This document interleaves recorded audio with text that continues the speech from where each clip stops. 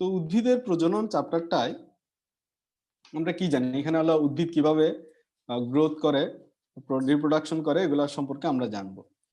তো এই যে এটা উদ্ভিদের যে রিপ্রোডাকশন, এটা কি ধরনের প্রক্রিয়া? এটা হলো একটা শারীরবৃত্তিক প্রক্রিয়া, এবং এই শারীরবৃত্তিক প্রক্রিয়ায় উদ্ভিদের নতুন বংশধর সৃষ্টি হয়। তাহলে উদ্ভিদের নতুন বংশধর সৃষ্টি হওয়ার জন্য উদ্ভিদের কি দরকার? যৌন প্রজনন দরকার। এই যে উদ্ভিদের যৌন প্রজনন হয়, এই যৌন প্রজননের উদ্দেশ্য কি কি? উদ্দেশ্য হলো নতুন বংশধর সৃষ্টি হওয়া। তো নতুন বংশধর সৃষ্টি হওয়া মানে কি? ভ্রূণের সৃষ্টি, বিকাশ এবং তার বৃদ্ধি, তাই না?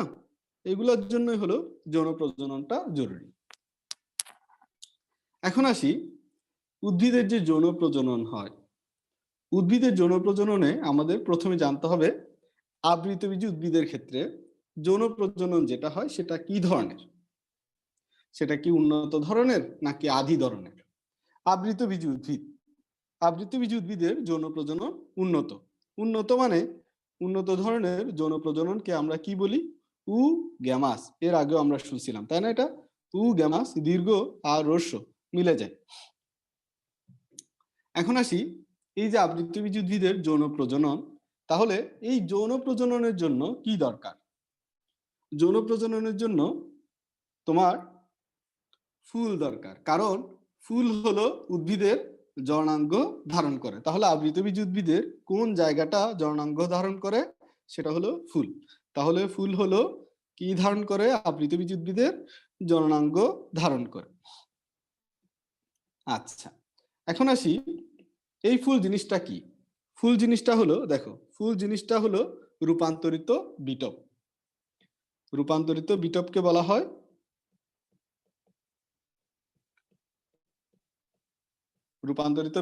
হয় কি? ফুল। তো এখন খেয়াল করো, এই যে ফুল হয়, তাহলে এই যে তাদের যে জনন হতে হবে, জনন হওয়ার জন্য উদ্ভিদের ক্ষেত্রে কি দরকার? পুংস্তবক দরকার এবং স্ত্রীস্তবক দরকার, তাই না? পুংস্তবক এবং কি স্ত্রীস্তবক দরকার, কারণ যৌন জননের জন্য কি দরকার? ডিম্বকের মধ্যে ডিম্বাণু থাকে, সেই ডিম্বাণুর সাথে কার মিলন হইতে হবে? পরাগরেণুর মিলন হইতে হবে। তাহলে দুইটা জিনিস দরকার, একটা হলো পরাগরেণু দরকার, আরেকটা হলো ডিম্বাণু দরকার যৌন জননের জন্য। ঠিক আছে? এই যে পরাগরেণু যেটা, সেটা কোত্থেকে আসবে? সেটা হলো পুংস্তবক থেকে আসবে, আর ডিম্বাণু যেটা, সেটা হলো স্ত্রীস্তবকের মধ্যে পাওয়া যাবে। তো এখন একটা এই পরাগরেণু যেটা, সেটা যে জায়গায় থাকে সেটাকে বলে আমরা পুংস্তবক। এই পুংস্তবকটা ফুলের কত নম্বর স্তবক? ফুলের তৃতীয় স্তবক। ফুলের কত নম্বর স্তবক? তৃতীয় স্তবক। আচ্ছা, এখন খেয়াল করো একটু। ওকে, আমি বুঝছি, এবার দেখো, খেয়াল করো। হ্যাঁ, ঠিক আছে। এখন খেয়াল করো, একটা ছবি যদি তোমরা একটু খেয়াল করো, আমি যদিও ছবি আঁকতে পারি না, তারপরে আঁকার চেষ্টা করি।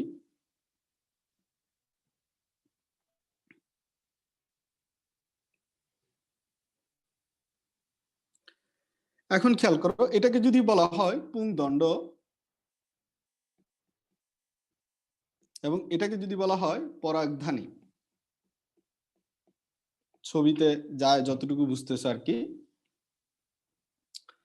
এখন পরাগধানীর কয়টা খণ্ড দেখতেছো? দেখো তো, পরাগধানীতে কয়টা খণ্ড দেখতেছো? দুইটা খণ্ড দেখা যাচ্ছে। এই দুইটা খণ্ডের মাঝখানে লাল কালার করা হয়েছে। এই লাল কালার করা অংশকে কি বলা হয়? অর্থাৎ পরাগধানীর দুইটা খণ্ডের মাঝখানে যে অংশটা থাকে সেটা হলো যোজনী। তাহলে একটা জিনিস খেয়াল করো, এটা হলো পুরাটাই হলো এই অংশটুকুকে বলা হয় পুংকেশর। তাহলে একটা পুংকেশরের কয়টা অংশ আছে? দেখো তো, কালো কালো অংশগুলো হলো পুংকেশরের অংশ। একটা পুংকেশরের কয়টি অংশ আছে? একটা পুংকেশরের কয়টা অংশ আছে? দুইটা অংশ আছে। একটা হলো পরাগধানী, আরেকটা হলো পুংদণ্ড। একটা হলো পরাগধানী, আরেকটা হলো পুংদণ্ড। তাহলে পুংকেশরের অংশ কয়টা? একটা পুংকেশরের অংশ হলো দুইটা, একটা হলো পুংদণ্ড, আরেকটা হলো কি? পরাগধানী। এবং দুই পরাগধানী দুইটা খণ্ডের মাঝখানে কি থাকে, মাঝখানে যেটা থাকে সেটাকে বলা হয় কি, যোজনী।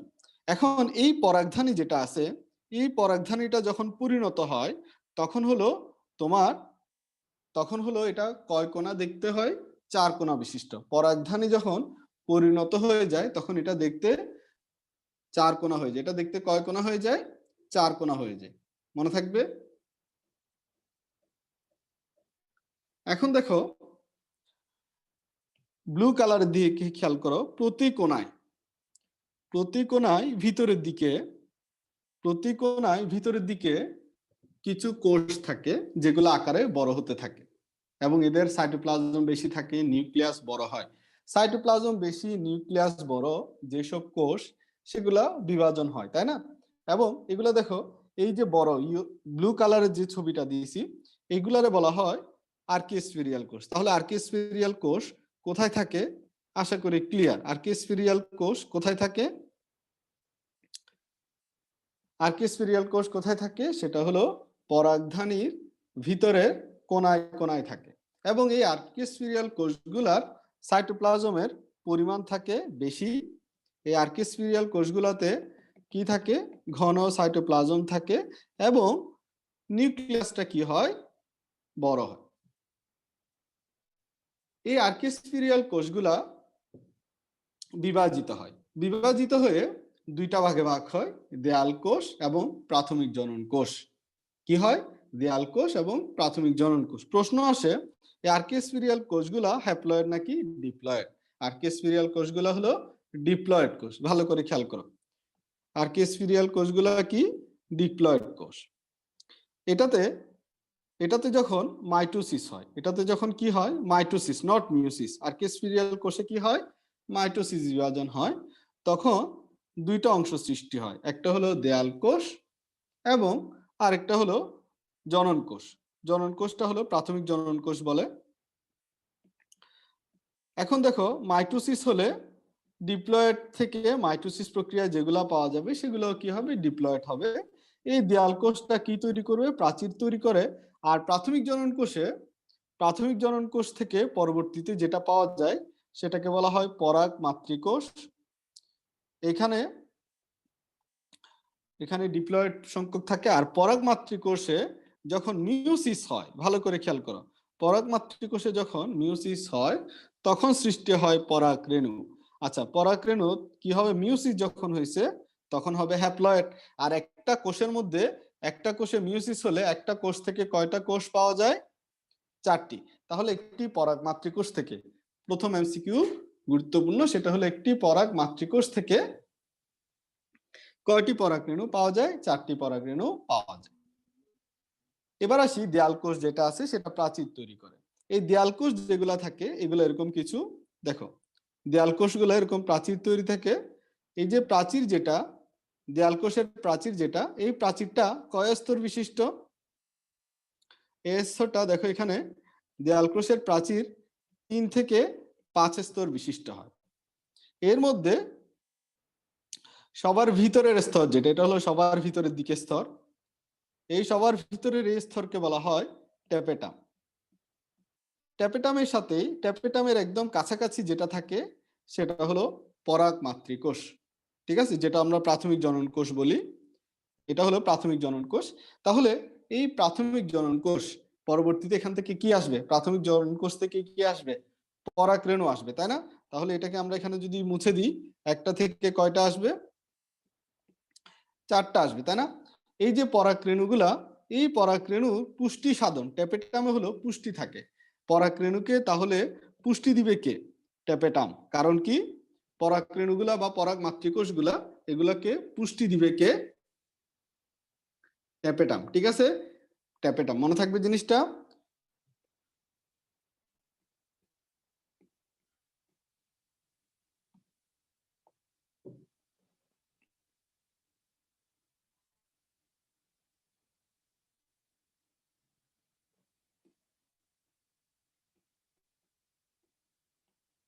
আচ্ছা, তাহলে এইটুকু আমাদের আশা করি ক্লিয়ার।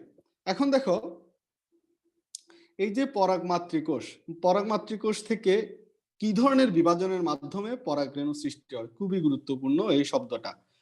এটাকে কি বলা হয়? মিওসিস, তাই না? এখন আমরা কয়টা পরাগরেণু একসাথে পাইছি বলতো? আমরা কয়টা পরাগরেণু একসাথে পাইছি? আমরা 4টা পরাগরেণু একসাথে পাইছি। 4টা যখন একসাথে এরকম থাকে, একটা থলের মতো অবস্থান করে এবং লাগানো থাকে তারা, এই লাগানো অবস্থায় তাদেরকে বলা হয় কি? পোলেন, টেট্রাট। এই দেখো, পোলেন আসছে হলো পরাগরেণু থেকে, আর টেট্রাট আসছে কোত্থেকে? টেট্রাট শব্দ দিয়ে হলো কি? 4। আর পোলেন মানে কি? পরাগরেণু। কয়টা পরাগরেণু একসাথে থাকে? 4টা পরাগরেণু একসাথে থাকে বলেই এটা কি? এটা কি? এগুলোকে বলা হয় পোলেন টেট্রাট। এই পরাগরেণুগুলোরই পুষ্টি সাধন করতে থাকে কে? এই পরাগরেণুগুলো যখন পরিস্ফুটিত হতে থাকে তখন পুষ্টি নেয় কোত্থেকে? ট্যাপেটাম থেকে। এখন অনেক সময় দেখা যায় অনেক কটা পরাগরেণু একসাথে হয়ে গুচ্ছবদ্ধ হয়ে যায়, অনেক কটা পরাগরেণু। তখন দেখো, এরকম যদি 4টা না থেকে 4-এর অধিক হয়ে যায়, কত এর অধিক? 4-এর অধিক হয়ে যায়, তখন সেটাকে বলা হয় পলিনিয়াম। তখন সেটাকে কি বলা হয়? পলিনিয়াম। তাহলে পলিনিয়ামে পরাগরেণুর সংখ্যা কত এর অধিক হবে? 4-এর অধিক হবে একসাথে। এই পলিনিয়াম পাওয়া যায় কোথায় কোথায়? অর্কিডেসিয়ায় এবং অ্যাসক্লিপিডেসিয়ায়। আমরা পুরাটা মনে রাখা একটু কঠিন। আমরা অর বা এস, অর দিয়ে কি? অর্কিডেসিয়ায়, এস দিয়ে কি? অ্যাসক্লিপিডেসিয়ায় গোত্রের উদ্ভিদের ক্ষেত্রে হলো আমরা পাবো পলিনিয়াম। তাহলে পুরা নামটা কেন আমি লিখি নাই? আমি যদি নিজে স্টুডেন্ট হই, আমি তাহলে অর মানে কি? অথবা এস মানে কি? এটার মতোই, তাই না? তাহলে অর বা এটার মতো গুচ্ছ। আমরা বাংলা তো আর মনে রাখার দরকার নাই, একটু কঠিন হয়ে যাচ্ছে বাংলা শব্দটা। অর বা এস, এই শব্দটা মনে রাখলেই হয়ে যাবে আশা করি। তোমার পরীক্ষায় মিলাই ফেলতে পারবা তোমরা, এতটুকু নলেজ তোমাদের সবারই আছে। এই পরাগরেণু যেগুলা পাওয়া যায়, এই পরাগরেণুগুলার ব্যাস কত? ব্যাস এক এক বই এক একটা পাবা। তো আমি দুইটাই শিখাবো তোমাদেরকে। পরাগরেণুর ব্যাস হলো 10 থেকে 200 মাইক্রোমিটার। যদি 10 থেকে 200 মাইক্রোমিটার অপশনে না পাও, এবং এই ধরনের কিছু অপশন থাকে 0.025 থেকে 0.25, 0.25 থেকে 0.25 মিলিমিটার, এরকম একটা অপশন পাইতে পারো যদি এটা না থাকে। তবে এটা যদি পাও তাহলে তার চিন্তার কিছু নাই। তাহলে পরাগরেণুর ব্যাস কত? 10 থেকে 200 মাইক্রোমিটার। পরাগরেণুর কালার কি? পরাগরেণু হলো হলুদ বর্ণের। পরাগরেণুর কালার কি? পরাগরেণু হলো হলুদ বর্ণের, এটা আমরা সবাই জানি। পরাগরেণুর কালার কি? হলুদ বর্ণ। এখন পরাগরেণুতে নিউক্লিয়াস কয়টা থাকে? পরাগরেণুতে নিউক্লিয়াস একটাই থাকবে। এবং এই যে পরাগরেণুতে নিউক্লিয়াস, এখন দেখো, পরাগরেণুতে নিউক্লিয়াস একটাই থাকবে। এরা পরাগরেণুগুলা কয় কোষী?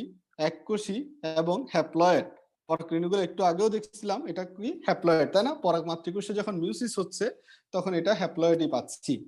এখন এই পরাগরেণুর যদি বাইরের প্রাচীর হিসাব করি, ধরো এটা পরাগরেণু, এই পরাগরেণুর বাইরের প্রাচীর যদি হিসাব করি, এটাতে দুইটা প্রাচীর পাওয়া যায়। একটা হলো তোমার খেয়াল করো, এই যে লাল এবং একটা কালো দিছি, তাই না? বাইরের যেটা, সেটা হলো বাইরের প্রাচীরটাকে বলা হয় এক্সাইন। এটা হলো বহিঃত্বক, এক্সাইন বা কি? বহিঃত্বক। আর ভিতরে যেটা আছে সেটা হলো ইন্টাইন। ইন্টাইন মানে কি? অন্ততক, তাই না?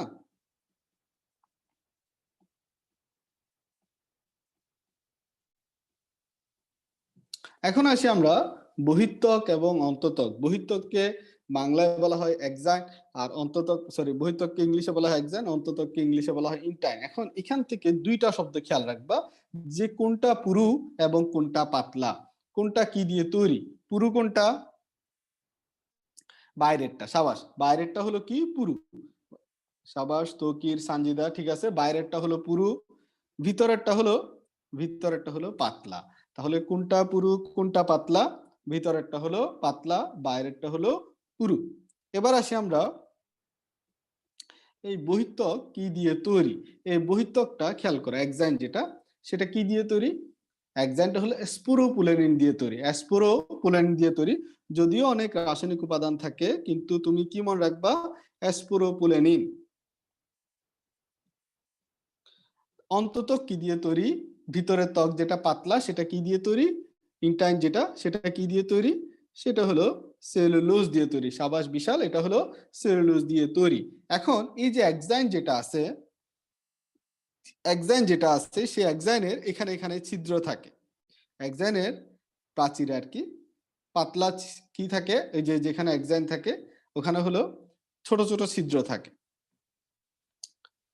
এই ছিদ্রগুলাকে বলা হয় জার্মপোর, জনন ছিদ্র বা রেণু ছিদ্র। তাহলে এই ছিদ্রগুলাকে কি বলা হয়? জার্মপোর। জার্ম মানে কি? জনন বা রেণু ছিদ্র। এই জার্মপোর কতটা থাকে? জার্মপোর হাইয়েস্ট 20টা পর্যন্ত থাকতে পারে। সর্বোচ্চ কতটা পর্যন্ত থাকতে পারে? 20টা পর্যন্ত থাকতে পারে।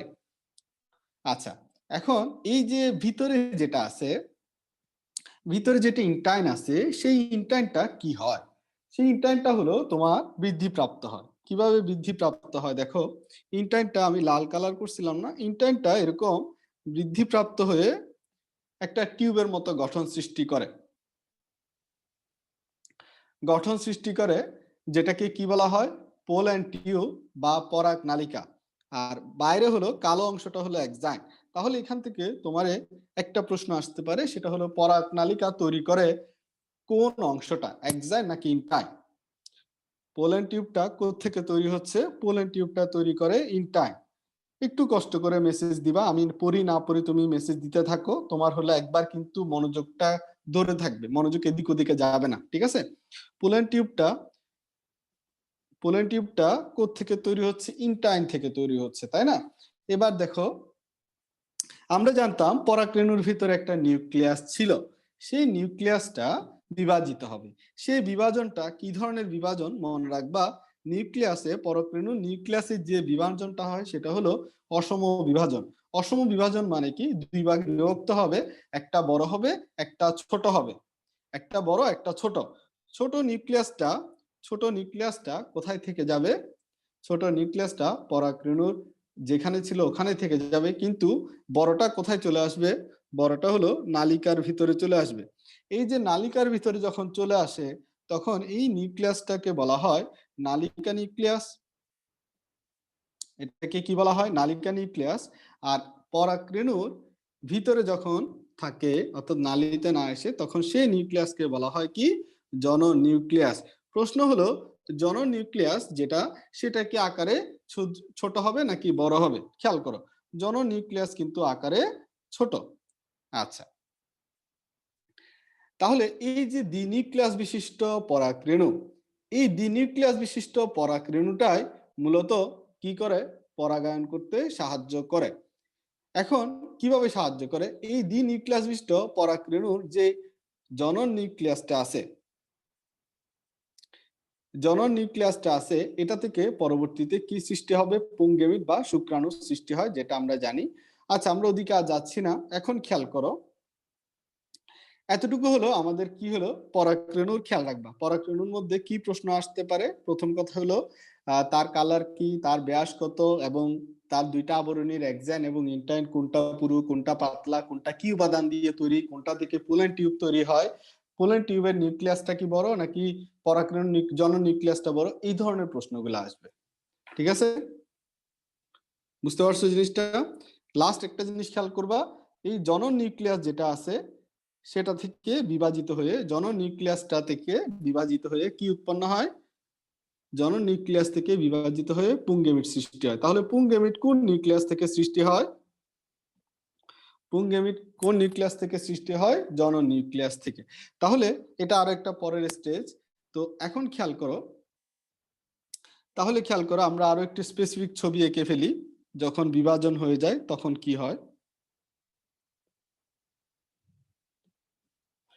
তো এখানে খেয়াল করো, এখানে এখানে নালিকা নিউক্লিয়াস থাকে, আর এখানে হলো পুংগেমিট গুলা থাকে।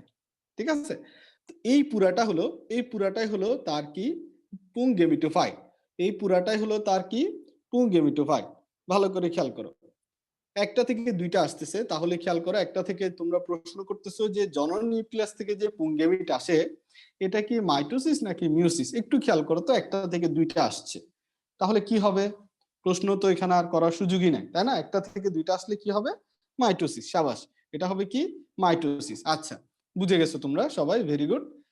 এখন আসি আমরা এখানে কি কি আছে দেখো, এটা পুরাটাই হলো পরাগরেণু। দেখো পুংগেমিটোফাইট কি কি নিয়ে গঠিত, সেটা যদি তোমার পরীক্ষায় আসে যে পুংগেমিটোফাইটের অংশ নয় কি কি, পরাগরেণু, তুমি এটা পুরাটাই পরাগরেণু, তাহলে পরাগরেণু অবশ্যই পুংগেমিটোফাইটের অংশ। তারপর দেখো নালিকা নিউক্লিয়াস, দেখো তো পুংগেমিটোফাইট কি কি নিয়ে গঠিত, আমি সেটা একটু ক্লিয়ার করি। নালিকা নিউক্লিয়াস, তারপরে হলো জনন নিউক্লিয়াস, কারণ এই দুইটা মিলে কি হচ্ছে, এই দুইটা মিলে জনন নিউক্লিয়াস। আবার এই দুইটাকে যদি আমরা আলাদা আলাদা লিখতে চাই তাহলে কি লিখবো বলতো? এগুলাকে যদি আমরা আলাদা আলাদা করতে চাই তাহলে বলতে পারবো পুংগেমিট। বুঝছি, একটু শুনো আগে, তোমাদেরটাও আমি বুঝতেছি। তারপর দেখো এই পুরা নালিকাটা হলো, পুরা নালিকাটা কি? পরাগ নালিকা। পুরা নালিকাটা কি? পরাগ নালিকা। তাহলে তোমার মুখস্থ করার কোনো দরকার নাই, তুমি শুধু কল্পনা করবা কি কি আছে, সেই সব জিনিসকেই একসাথে কি বলা হয়? পুংগেমিটোফাইট। এটাকে একসাথে কি বলা হয়? পুংগেমিটোফাইট। তাহলে পুংগেমিটোফাইটের অংশ কি কি মুখস্থ করা লাগবে নাকি চিন্তা করলে পারবা? আচ্ছা, যারা পারবা না কিছু তো করার নাই, বিশাল পারবা বলছো, আচ্ছা অনেকেই পারবা, সাবাস। আচ্ছা, চিন্তা করলে পারবা, সাবাস, চিন্তা করলে পারবা, মুন্না, ফারজানা অনেকেই বলছে। ওকে, আমরা পরের অংশে যাই। পরের অংশে দেখো, ঠিক আছে, আচ্ছা পরের অংশে যাই। এই পুংগেমিটোফাইট কিসের উপর নির্ভরশীল? স্পোরোফাইটের উপর নির্ভরশীল, এতটুকু আমরা মনে রাখি। এবার আসি ডিম্বক। ডিম্বক কেন জানতে হবে? কারণ এই ডিম্বকের মধ্যে আমরা ডিম্বাণুটা খুঁজে পাবো। ডিম্বক, ডিম্বক হলো সেই জিনিস, ভালো করে খেয়াল করো, ডিম্বক হলো সেই জিনিস যেখানে মাতৃজনন কোষ সৃষ্টি হয় এবং সেখান থেকে তোমার পরবর্তীতে কি হবে? নিষেকের পরে বীজ পরিণত হবে, সেই জায়গাটাই হলো ডিম্বক। দ্যাট মিনস ডিম্বক ভবিষ্যতে নিষেকের পরে কিসে পরিণত হয়? নিষেকের পরে বীজে পরিণত হয়। নিষেকের পরে কিসে পরিণত হয়? বীজে পরিণত হয়। এই ডিম্বকটা অবস্থান করে কোথায়? ডিম্বাশয়ের ভিতরে অবস্থান করে। কোথায়? ডিম্বাশয়ের ভিতরে। প্রশ্ন হতে পারে এই ডিম্বকটা সৃষ্টি হয় কোথায়? ডিম্বাশয়ের ভিতরে। ডিম্বাশয়ের ভিতরে আমরা জানি এটা অবস্থান করে, এবং এই ডিম্বকটা সৃষ্টি হয় কোথায়? ডিম্বকটা সৃষ্টি হয় গর্ভাশয়ের ভিতরে। তাহলে ডিম্বাশয়, ডিম্বক, এই যে ডিম্বক যেটা, সেটা সৃষ্টি হয় কোথায়? গর্ভাশয়ের ভিতরে। এবং কোত্থেকে আসে, কোন টিস্যু থেকে উৎপন্ন হয়? সেটা হলো অমরা বা প্লাসেন্টা হতে। অমরা হতে এটার কি হয়? উৎপত্তি হয়। ঠিক আছে, অমরা হতে উৎপত্তি, এবং কিসের ভিতরে? গর্ভাশয়ের ভিতরে। আচ্ছা, এখন এই যে ডিম্বক, এই ডিম্বকটাকে আমরা যদি ছবিতে দেখি, বইয়ের মধ্যে একটা ছবিও আছে তাই না, এরকম ছবি একটা আছে না, এরকম একটা ছবি আছে, আমারটা হয় কিনা আমি জানি না, ঠিক আছে।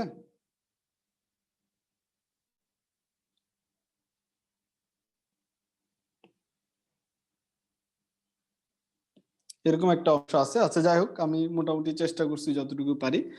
এই যে ডিম্বক যেটা আছে, এই ডিম্বকের টিস্যুকে আমরা দুইটা ভাগে ভাগ করতে পারি। কি কি? একটা ভাগ হলো চারপাশে যেটা আবরণ তৈরি করে, সেটা হলো আবরণী টিস্যু, আর ভিতরের দিকে থাকে কি? Nucellus tissue. তাহলে কয় ধরনের টিস্যু বললাম? দুই ধরনের টিস্যু, একটা হলো আবরণী টিস্যু আর একটা হলো নিউসেলাস টিস্যু। তো এই নিউসেলাস টিস্যু গুলো হলো, দেখো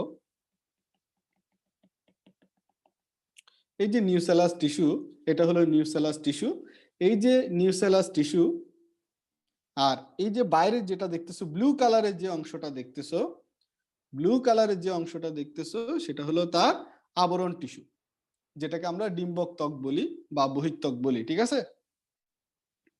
ঠিক আছে, এটাকে আমরা ডিম্বক ত্বক নামকরণ করি, বহিঃত্বক না, ডিম্বক ত্বক নামকরণ করি। এই ডিম্বক ত্বকের আবার দুইটা ভাগ করা যায় তাই না, দেখো তো এখানে একটা ভাগ, এখানে একটা ভাগ, যেটা হলো বাইরে এবং ভিতরে। তো এটার আমরা বহিঃত্বক এবং অন্তঃত্বক দুই ভাগে ভাগ করলাম ডিম্বক ত্বককে। এবং এবার দেখো নিউসেলাস টিস্যুটা হলো ভিতরে, তাই না? এই নিউসেলাস টিস্যু, এই নিউসেলাস টিস্যু যেটা আছে এটা দেখো, এটার একটা জায়গা, নিউসেলাস টিস্যুর একটা জায়গা, আমি একটু ইয়েলো কালার করতেছি, ইয়েলো কালারটা কি দেখা যাচ্ছে? একটা জায়গা হলো, যেটা হলো নিউসেলাস টিস্যুর একটা জায়গা হলো তোমার ডিম্বক ত্বক দিয়ে আবৃত নাই। ঠিক আছে, এই যে আবৃত নাই, সেই এটাকে বলা হয়, এই জায়গাটাকে বলা হয় ডিম্বক রন্ধ্র বা মাইক্রোপাইল। ডিম্বক রন্ধ্র এবং বা কি বলা হয়, মাইক্রোপাইল। মাইক্রোপাইল বা ডিম্বক রন্ধ্রের মধ্য দিয়ে, এই জায়গাটা হলো সেই জায়গা, এই ছিদ্র দিয়েই বেশিরভাগ পরাগরেণু কোথায় পৌঁছাবে? ডিম্বাণুতে পৌঁছাবে। ঠিক আছে, তাহলে পরাগরেণু মূলত কোন দিক দিয়ে যাবে? পরাগরেণু মূলত এই ছিদ্র দিয়েই ডিম্বাণুর কাছে যাবে। এই ছিদ্র দিয়ে যখন ডিম্বাণুর কাছে গিয়ে ডিম্বাণুকে নিষেক করবে পরাগরেণু, তখন সেটাকে বলা হয় পুরোগেমি। তাহলে ডিম্বক রন্ধ্রপথে যদি নিষেক হয়, তখন সেই নিষেককে আমরা কি নামকরণ করব? পুরোগেমি। দেখো, পোর শব্দটা আসছে রন্ধ্র থেকে, তাই না? পোর শব্দটা আসছে কোত্থেকে? রন্ধ্র থেকে। এখান থেকে যে শব্দটা হয় সেটা হলো পুরোগেমি। এই যে পুরোগেমিতেই সবচেয়ে বেশি কি হয়? নিষেক হয়। দুনিয়ার অধিকাংশ উদ্ভিদেই নিষেকটা কোন ধরনের? পুরোগেমি। আচ্ছা, যাই হোক, প্রথমে দেখো একটা আর্কিস্ফিরিয়াল কোষ, একটা আর্কিস্ফিরিয়াল কোষ। এই যে আর্কিস্ফিরিয়াল কোষ যেগুলো আমরা জানি, এই যে যেগুলো হলো তোমার কি হবে? বিভাজন হবে। এই আর্কিস্ফিরিয়াল কোষগুলো বিভাজিত হয়ে দুইটা ভাগে ভাগ হবে, একটা হলো দেয়াল কোষ, একটা হলো জনন কোষ। পরে সেই জনন কোষ থেকেই সেম টু সেম উপায়ে কি সৃষ্টি হবে? স্ত্রী রেণু সৃষ্টি হবে। তবে এই ক্ষেত্রে একটা কথা আছে, সেই কথাটা কি? দেখো, ডিম্বকের আর্কিস্ফিরিয়াল কোষ, ওই যে যেখানে নিউসেলাস টিস্যু থাকে, ভালো করে খেয়াল করো, যেখানে নিউসেলাস টিস্যু থাকে, ছবিটা একটু দেখায়, যেখানে নিউসেলাস টিস্যু থাকে, সেই নিউসেলাস টিস্যুগুলা গ্রিন কালার ইউজ করতেছি, খেয়াল করো। যেখানে ডিম্বক রন্ধ্র আছে, এই ডিম্বক রন্ধ্রের কাছাকাছি, ডিম্বক রন্ধ্রের কাছাকাছি কিছু কোষ বা হঠাৎ একটা কোষ আকারে বড় হয়। এই যে একটা কোষ যদি আকারে বড় হয়ে যায়, তখন সেই ডিম্বক রন্ধ্রের কাছাকাছি যখন কোনো কোষ আকারে বড় হয়ে যায়, তখন সেটাকে বলা হয় কি? আর্কিস্ফেরিয়াল কোষ। আচ্ছা, একজন সবুজ কালার বুঝতেছ না, আমি জানি না তুমি বর্ণান্ধ কিনা।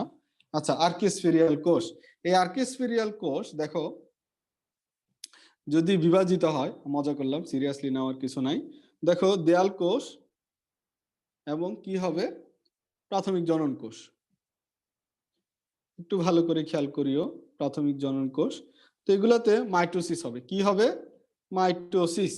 তাহলে মাইটোসিস হলে কি হবে? 2n থাকবে। পরে প্রাথমিক জনন কোষ থেকে স্ত্রী রেণু মাতৃকোষ,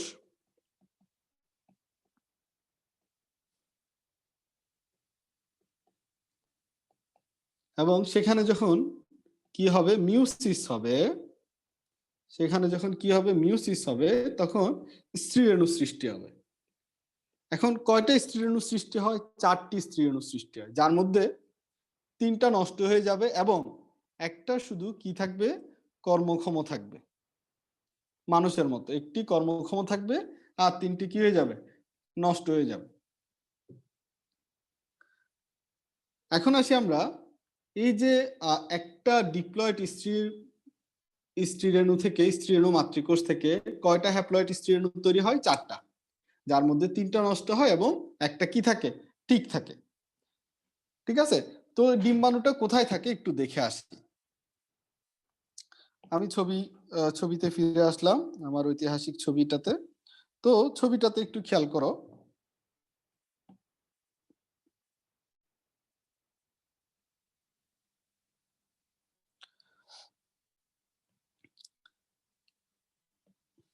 ছবিটাতে খেয়াল করো।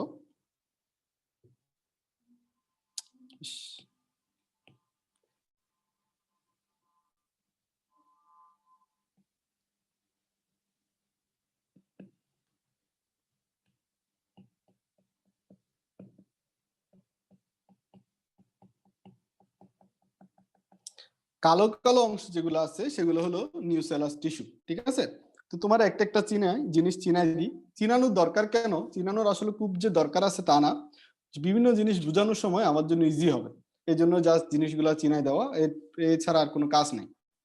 তো এখানে প্রথমে দেখো, প্রথমে আমার যেটা চিনতে হবে সেটা হলো ডিম্বক রন্ধ্র। তো চিনছো, ডিম্বক রন্ধ্রের ঠিক উল্টা দিকে, ডিম্বক রন্ধ্রের ঠিক উল্টা দিকে যেটা থাকে, অর্থাৎ এই জায়গাটাকে কি বলা হয়, এই জায়গাটাকে বলা হয় ডিম্বক মূল। রন্ধ্রের ঠিক উল্টা দিকে যেটা থাকে সেটা হলো কি, মূল। তাহলে রন্ধ্র যেদিকে তার ঠিক উল্টা দিকে যেটা আছে সেটাকে বলা হয় মূল, ডিম্বক মূল। ইংলিশে যেটাকে বলা হয় ক্যালাজা। এখন খেয়াল করো, এই ক্যালাজা দিয়ে যদি পরাগরেণু আসে, এই ক্যালাজা দিয়ে যদি পরাগরেণু এসে ডিম্বাণুকে নিষেক করে, তখন সেই নিষেককে কি নিষেক বলা হয়, সেই নিষেককে বলা হয় বা জননকে বলা হয় ক্যালাজোগ্যামি। এর আগে একটা পড়ছিলাম কি, পুরোগ্যামি, এখন আরেকটা পড়লাম সেটা হলো কি, ক্যালাজোগ্যামি। তাহলে আমরা ডিম্বক মূল দিয়ে যদি জনন হয় তখন হলো তোমার কি, ক্যালাজোগ্যামি। ডিম্বক রন্ধ্র দিয়ে যদি জনন হয় সেটাকে বলা হয় পুরোগ্যামি। এখন আসি, এটা হলো, এটা কি, এই পাশে যেটা আছে এটাকে বলা হয় ডিম্বক ত্বক। কারণ কি, আমরা জানি ওই যে দ্বিস্তর বিশিষ্ট বহিঃত্বক যেটা, যেটাকে আমরা ডিম্বক ত্বক বলছি, মনে আছে, এটা হলো ডিম্বক ত্বক। এই ডিম্বক ত্বককে কি বলা হয়, এই ডিম্বক ত্বককে কি বলা হয়, ইংলিশ আর কি, ডিম্বক ত্বককে বলা হয় ইন্টিগুমেন্ট। সাবাস, ইন্টিগুমেন্ট। এই ইন্টিগুমেন্ট শব্দটা মনে রাখলেও রাখতে পারো, না হলে সমস্যা নাই। ডিম্বক ত্বক দিয়ে যদি নিষেক হয়, ডিম্বক ত্বক দিয়ে যদি নিষেক হয় তখন সেটাকে কি বলা হয়, মেসোগ্যামি। তখন সেটাকে কি বলা হয়, মেসোগ্যামি। তাহলে তিনটা রুট পাইছি, কয়টা রুট দিয়ে, কয়টা রুটে নিষেক হতে পারে, তিনটা রুটে নিষেক হতে পারে, তিনটা রুটে নিষেক হতে পারে। একটা হলো তোমার একটা হলো তোমার ডিম্বক রন্ধ্র, একটা হলো ডিম্বক মূল, আর একটা হলো ডিম্বক ত্বক। তিনটা রুট দিয়ে নিষেক হতে পারে। কোন রুট দিয়ে নিষেক হলে কি নাম সেটা মনে রাখবা, উদাহরণ আমি পরে বলতেছি, ঠিক আছে। এখন দেখো, এরপরে আসি আমরা তার যে গর্ভযন্ত্র, গর্ভযন্ত্র কোন জায়গাটা খেয়াল করো, যেদিকে হলো ডিম্বক রন্ধ্র থাকে ঠিক সেদিকে হলো ডিম্বাণুটা অবস্থান করে। এটা হলো ডিম্বাণু, এবং ডিম্বাণুর দুই পাশে দুইটা কি থাকে, চামচা থাকে। এই চামচাগুলার নামকরণ করা হয়েছে কি, সহকারী কোষ, সহমত বাই যাদেরকে বলা হয় আর কি, সহমত বাইকদের নাম মনে রাখবা কি, সহকারী কোষ। ঠিক আছে, আর মাঝখানে যেটা বড় দেখছো সেটা হলো নেতা, আর নেতা হলো কে, নেতা হলো ডিম্বাণু।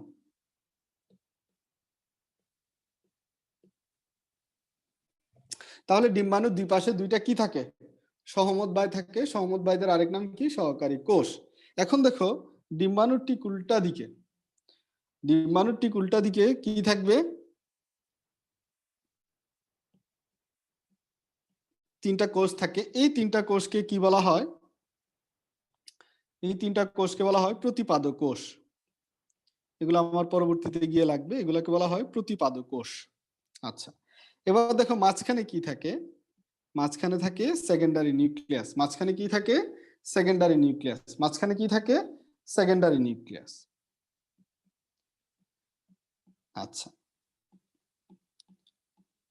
এতটুকু আশা করি সবার ক্লিয়ার, এর বেশি কিছু দরকার নাই। শুধু মনে রাখো প্রতিপাদক কোষ কয়টা, প্রশ্ন আসলে প্রতিপাদক কোষ কয়টা, তিনটা। সেকেন্ডারি নিউক্লিয়াস কয়টা আসলে, সেকেন্ডারি নিউক্লিয়াস কয়টা, দুইটা। হ্যাঁ ঠিক আছে, সেকেন্ডারি নিউক্লিয়াস কয়টা, দুইটা। প্রশ্ন আসতে পারে, প্রশ্ন আসতে পারে গর্ভযন্ত্র কয়টা কোষ নিয়ে গঠিত। গর্ভযন্ত্র বলা হয় কোন জায়গাটাকে, সেটা আমি সবুজ কালার করতেছি। এই যে তিনটা, এই জায়গাটাকে বলা হয় গর্ভযন্ত্র। তাহলে বলতো গর্ভযন্ত্র কয়টা কোষ নিয়ে গঠিত, তিনটা কোষ নিয়ে গঠিত। কি কি, নেতা এবং, নেতা এবং সহমত ভাই, দুই পাশে দুইজন সহমত ভাইকে নিয়ে গঠিত হচ্ছে কি, আমার যন্ত্র। কোন যন্ত্র, গর্ভযন্ত্র। ঠিক আছে, মনে থাকবে জিনিসটা। ডিম্বাণু এবং দুই পাশে দুইটা কি সহকারী কোষ মিলে তৈরি হয় গর্ভযন্ত্র। ওকে, এই যে ডিম্বকগুলা, এখন আসি আমরা ডিম্বকের কিছু ডিম্বকের কিছু ছবি দিয়ে আমি তোমাদেরকে দেখাই। একটা ডিম্বকে দেখবা এরকম করা, একটা ডিম্বকের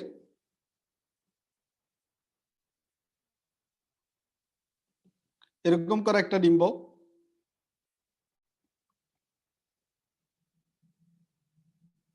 একটা হলো এরকম করা, একটা হলো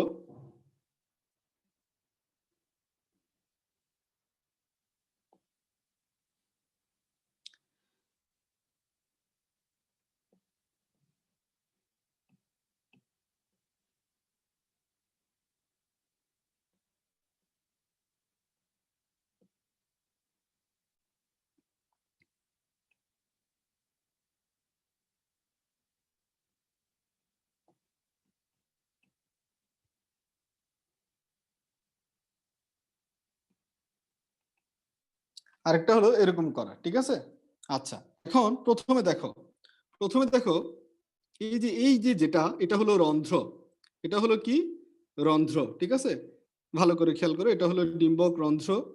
আর এই যে এটা দেখতেছো ঠিক উল্টা দিকে, এটা হলো রন্ধ্রের ঠিক উল্টা দিকে কি থাকে,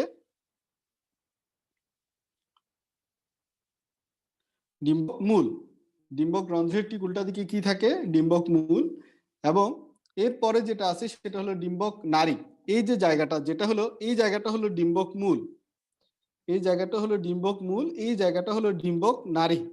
এই তিনটা জিনিস যখন একই সরলরেখা বরাবর থাকে, দেখো একই সরলরেখা বরাবর থাকে, এবং রন্ধ্র যেটা মানে মুখটা যদি উপরের দিকে থাকে তখন সেটাকে বলা হয় কি ঊর্ধ্বমুখী ডিম্বক। সেটাকে কি বলা হয়, ঊর্ধ্বমুখী ডিম্বক। এই ঊর্ধ্বমুখী ডিম্বকের উদাহরণ কি, ঊর্ধ্বমুখী ডিম্বকের উদাহরণ কি, বিষকাঁটালি, গোলমরিচ, পান। বিষকাঁটালি, গোলমরিচ আর কি পান। বিষকাঁটালি, গোলমরিচ এবং পান। বিষকাঁটালির আরেকটা নাম আছে পানিমরিচ এবং পান। এখন খেয়াল করো, একটু ভালো করে পারলে এটার ইংলিশগুলো একটু শিখে রাখবা। ইংলিশটা এই জায়গার ইংলিশটা খুব জরুরি। যদি ইংলিশটা কেউ ভালো করে মনে রাখতে পারো খুবই ভালো। এগুলাকে অর্থোট্রোপাস বা অ্যাট্রোপাস বলা হয়, অ্যাট্রোপাস বা অর্থোট্রোপাস বলা হয়। ইংলিশটা একটু ভালো করে খেয়াল করবে, ঠিক আছে? আচ্ছা, এখন আসি আমরা এটাতে। দেখো রন্ধ্র হলো নিচের দিকে, লজ্জায় নিচের দিকে হয়ে গেছে, মূল হলো উপরের দিকে আছে। ঠিক আছে, দেখো ভালো করে, অধোমুখী ডিম্বকের মুখটা কোন দিকে থাকে, নিচের দিকে থাকে এবং নারীর কাছাকাছি থাকে। উদাহরণ হলো কি, অধোমুখী বা নিম্নমুখী যারা আছে তারা হলো শিম, রেরি এবং ছোলা। শিম, রেরি এবং ছোলা হলো কি অধোমুখী ডিম্বকের উদাহরণ। তোমরা বলতে পারো এটা কেন এত সময় নিয়ে পড়াচ্ছে, এটা থেকে প্রশ্ন আসার সম্ভাবনা বেশি থাকে। এই জন্য আরেকটা আছে নিষেকের আগে কি দশা এবং নিষেকের পরের কি দশা, এই দুইটা ওই দুই জায়গা থেকে প্রশ্ন চলে আসে এই চ্যাপ্টারে। এবার আসি পার্শ্বমুখী। পার্শ্বমুখীটাতে খেয়াল করো, এটার ইংলিশ গুলা শিখে নিবা, অ্যানাট্রোপাস বলা হয় এটাকে। পার্শ্বমুখীতে এটা হলো রন্ধ্র, আমি কালো পয়েন্ট করি, এটা হলো রন্ধ্র, এটা হলো মূল।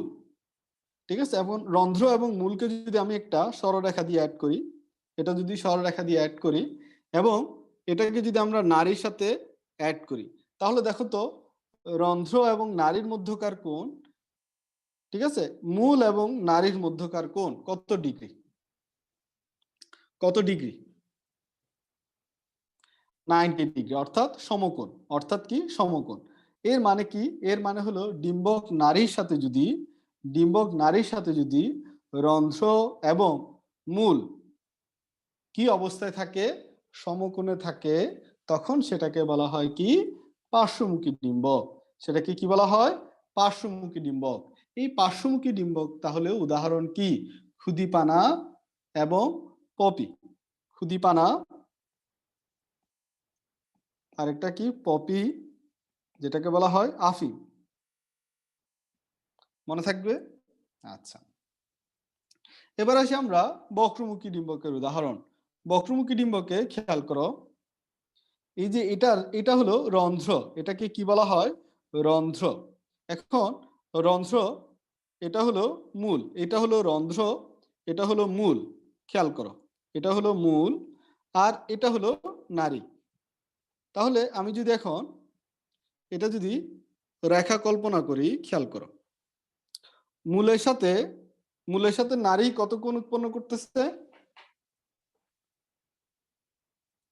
90 ডিগ্রি। সাবাস। কিন্তু নারীর সাথে রন্ধ্রের কোণ কত ডিগ্রি? রন্ধ্রের সাথে কোণ কত degree? Below less than 90 degree. 90 চেয়ে কি কম? 90 চেয়ে কি কম? তাহলে এই ক্ষেত্রে ভালো করে খেয়াল করে, এটা হলো বক্রমুখী ডিম্বকের ক্ষেত্রে সংজ্ঞাটা কি হবে? বক্রমুখী ডিম্বকের ক্ষেত্রে সংজ্ঞাটা হলো মূল নারীর সাথে কত কোণে থাকবে? ডিম্বক নারীর সাথে কত কোণে অবস্থান করবে? সমকোণে অবস্থান করবে। এবং ডিম্বক রন্ধ্র যেটা, সেই অঞ্চলটি নারীর দিকে হলো কি হয়ে যাবে? নারীর কাছাকাছি চলে আসবে। ডিম্বক নারীর কাছাকাছি চলে আসবে, এটাকে বলা হয় বক্রমুখী ডিম্বক। তাহলে বক্রমুখী ডিম্বকের উদাহরণ কি? সরিষা এবং কালকাসুন্দা। সরিষা এবং আরেকটা কি? কালকাসুন্দা। বুঝা গেছে তাইলে ডিম্বকের ডেফিনেশন এবং উদাহরণ মনে থাকবে। আচ্ছা, আরাফ, সিনোনিম কি কি পড়া লাগবে আমি ক্লাসের শুরুতে বলে দিছি। আচ্ছা, এবার আসি আমরা, তাহলে আশা করি সবাই এই জায়গাটা মোটামুটি ক্লিয়ার থাকার কথা। তাহলে স্ত্রী রেণু যেটা, সেটাই হলো স্ত্রী গেমেটোফাইটের প্রথম কোষ। হ্যাঁ, তো স্ত্রী গেমেটোফাইট বা যেটা হলো যে জায়গায় অবস্থান করে, হ্যাঁ ছবিটা একটু আবারও আনি। স্ত্রী গেমেটোফাইট, ছবিটা মনে হয় ডিলিট করে দিচ্ছি নাকি? আচ্ছা, আছে। স্ত্রী গেমেটোফাইট যেই জায়গাটাতে অবস্থান করে সেটা হলো তোমার, হ্যাঁ যে জায়গাটা পুরাটাই আর কি, সেটাকে বলা হয় ভ্রূণথলি। সেটাকে কি বলা হয়? ভ্রূণথলি বলা হয়। তো একটু খেয়াল করো যে একটা স্ত্রী গেমেটোফাইট আসলে কি কি নিয়ে সৃষ্টি হচ্ছে। স্ত্রী গেমেটোফাইট কি কি নিয়ে সৃষ্টি হচ্ছে, যেটা হলো ভ্রূণথলি বলতেছি, সেটা কি কি নিয়ে সৃষ্টি হচ্ছে। দেখো ছবির দিকে আমরা একটু, কোন কালার নেওয়া যায়? সব কালার ইউজ করে ফেলছি আমি এখানে। গ্রিন কালারটা ইউজ করতেছি। দেখো এখানে খেয়াল করো, স্ত্রী গেমেটোফাইটের মধ্যে কি কি আছে। প্রথমে হলো ভ্রূণথলি যেখানে যেখানে কালার করব সেটাই গ্রিন কালারের মধ্যে। দেখো এই যে ভ্রূণথলি, দেখো এটা হলো ভ্রূণথলি এবং এতে অবস্থিত ডিম্বাণু, সহকারী কোষ, প্রতিপাদ কোষ বা প্রতিপাদ নিউক্লিয়াস এবং সেকেন্ডারি নিউক্লিয়াস। এই সবগুলাকে গ্রিন কালার যেগুলা করছি, এগুলাকে একসাথে বলা হয় স্ত্রী গেমেটোফাইট। এই স্ত্রী গেমেটোফাইটের উৎপত্তি কিসের ভিতরে? স্ত্রী গেমেটোফাইটের উৎপত্তি কিসের ভিতরে? ডিম্বকের ভিতরে। তাহলে স্ত্রী গেমেটোফাইটের উৎপত্তি কোথায়? স্ত্রী গেমেটোফাইটের উৎপত্তি কোথায়?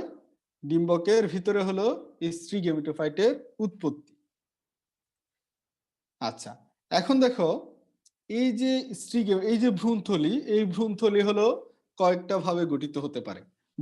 এই যে ভ্রূণথলি যেটা বলতেছি, এটা কয়েকটা ভাগে গঠিত হতে পারে।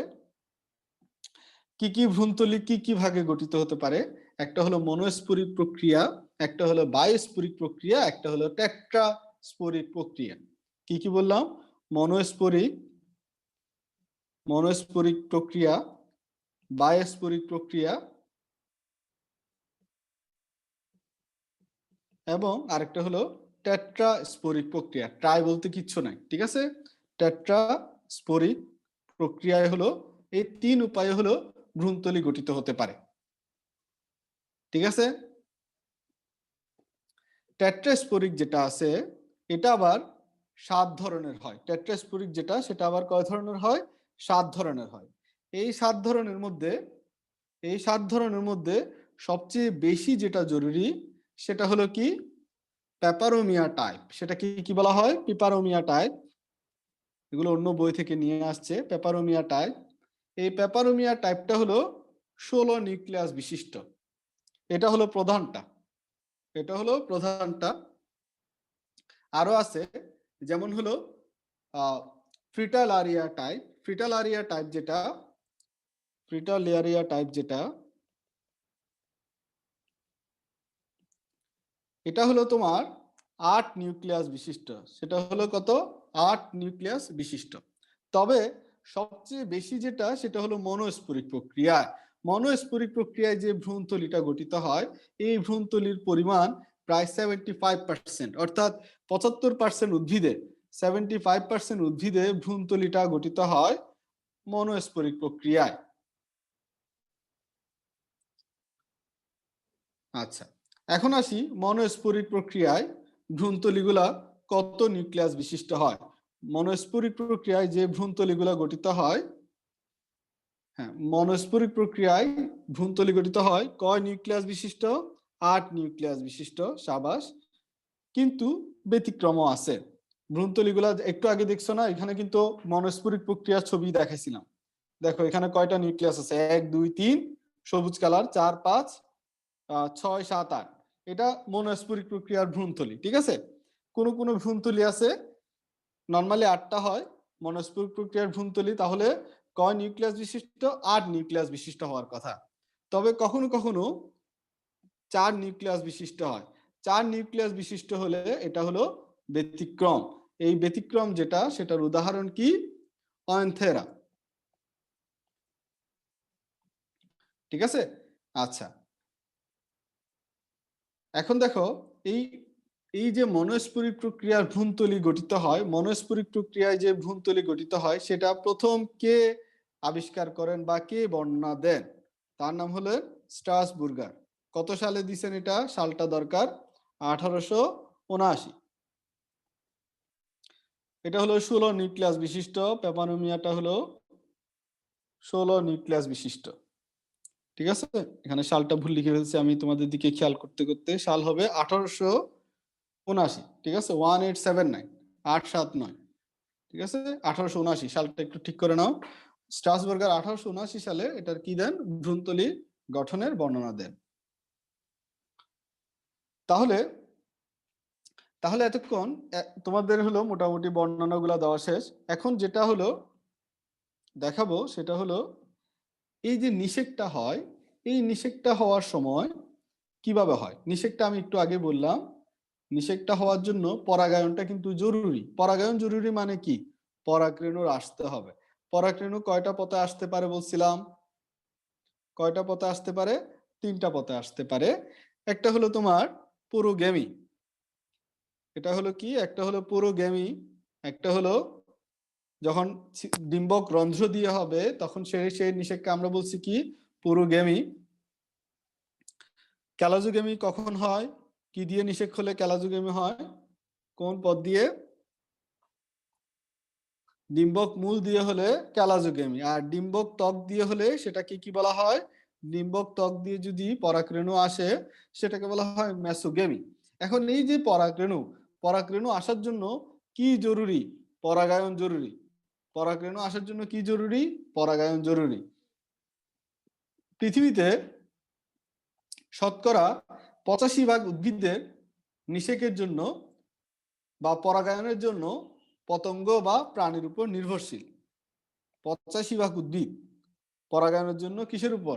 পতঙ্গ বা প্রাণীর উপর নির্ভরশীল। অর্থাৎ অটো পরাগায়ন হয় না, পতঙ্গ বা প্রাণীর মাধ্যমে পরাগায়নটা হয়।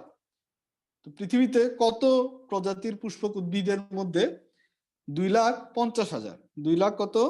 50,000 পুষ্পক উদ্ভিদের 2,50,000 পুষ্পক উদ্ভিদের মধ্যে 85% উদ্ভিদের পরাগায়নের জন্য পতঙ্গ বা অন্যান্য প্রাণী উপর কি করে? নির্ভর করে। এখন নিষেকটা হচ্ছে 3টা নিষেকের নামকরণ করছি। পুরোগেমি, ক্যালাজোগেমি এবং মেসোগেমি। পুরোগেমির উদাহরণ কি? পুরোগেমির উদাহরণ হলো আম, জাম। ক্যালাজোগেমির উদাহরণ কি? কাউসুরিনা, ঝাও বলা হয় যেটারে। তারপরে হলো ডিম্বক ত্বক, যেটা হলো মেসোগেমি। এটা হলো কি? লাউ এবং কুমড়া। তোমাদের যদি একটা প্রশ্ন করি, ডিম্বক ত্বক কয় স্তর বিশিষ্ট? দেখি কে কে মনোযোগ দিছো আগে, এখন বলতে পারবা দেখি। ডিম্বক ত্বক 2 স্তর বিশিষ্ট, সাবাস। আচ্ছা, ভেরি গুড। আচ্ছা, ওকে, ঠিক আছে, আর বলতে হবে না, বুঝে গেছি। এখন আসি তাহলে এই যে নিষেক, এটা আমরা নিষেক নরমালি জানি।